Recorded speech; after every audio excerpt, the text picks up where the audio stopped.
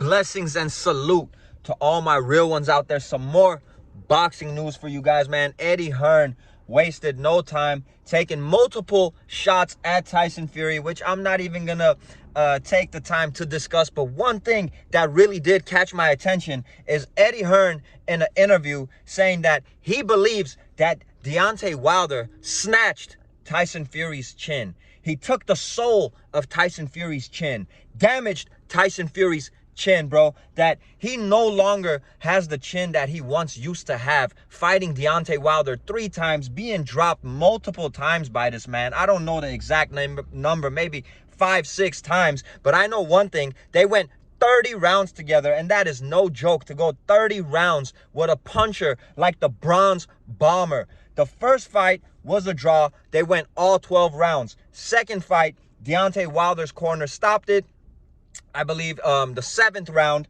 And the third fight, Tyson Fury knocked Wilder out in the 11th round. You go ahead and do that math. 12 plus 11, 23 plus that 7, 30 rounds with this man. And Deontay Wilder is no joke. Not to mention that first round where Tyson Fury looked like he rose from the dead.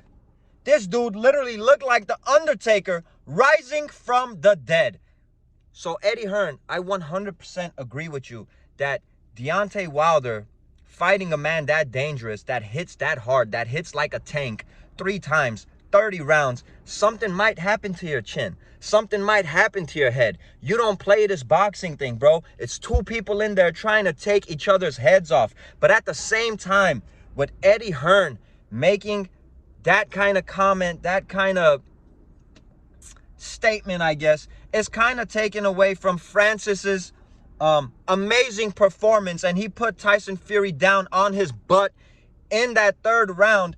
And a lot of people, you know, I don't want to be one of those dudes that sit here and make all these excuses. And no doubt about it, those Wilder fights, I have no doubt in my mind that really did something to this man's chin and something to his head. Like I said, I think both of these dudes really messed each other up.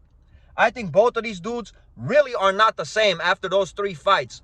But I don't want to take away from Francis Ngannou, you know, the spectacular performance that he had against Tyson Fury and putting him on the canvas. You see, when we start talking about stuff like this and the wars between him and Wilder, I almost feel like you're discrediting Francis, is how I feel about it. Now, I'm not saying that that's what Eddie Hearn had on his mind when saying it. I'm just saying, let's stop with the excuses. Francis Ngannou had a spectacular performance. I still think that Tyson Fury just barely outpointed this man, just barely. But I think Francis got the moral victory, and he did put him down on his butt. He did put him down on his butt. I'm not going to take that away from him. I'm not going to talk about these Wilder fights. You know, and no excuses. Tyson Fury should have prepared better for this fight. You know, he should have taken this fight more serious than he did. You know, that's to say, you know, I'm assuming he didn't take it that serious. I'm assuming, you know, this is what I'm hearing.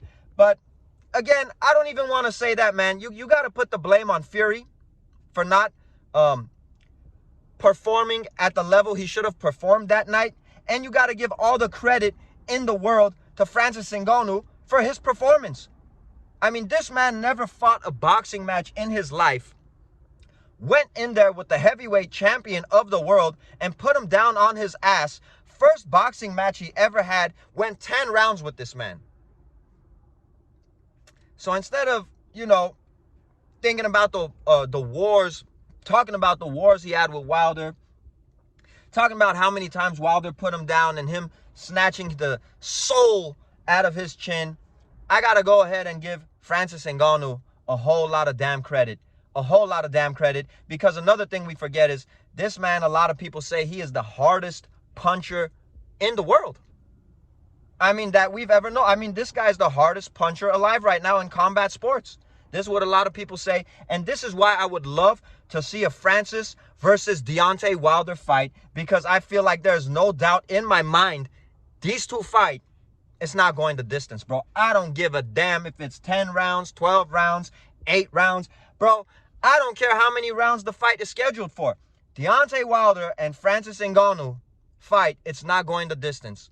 So instead of talking about Fury's wars with Wilder, you know, if Fury prepared or didn't prepare, man, and I went ahead and said it in this video too, let's just stop talking about all that and give Francis his flowers. He had one hell of a performance for a man that's never had a professional boxing match in his life. And Eddie Hearn and Tyson Fury have their little issues. You know, Eddie Hearn is stating facts, but at the same time throwing shots.